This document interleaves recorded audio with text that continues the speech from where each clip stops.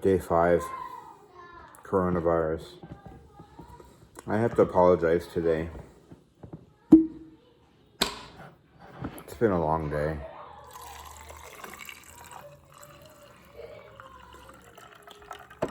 I truly did not feel like doing a big production. They're more infected.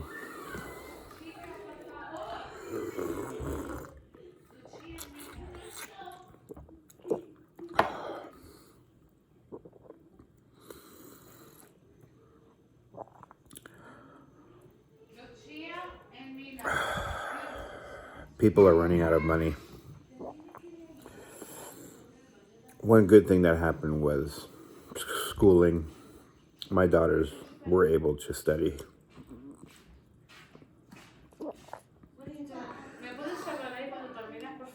Absolutely, honey.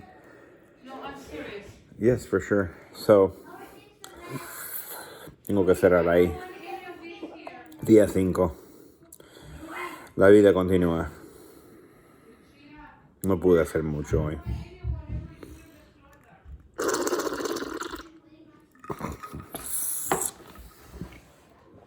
Veremos qué pasa mañana.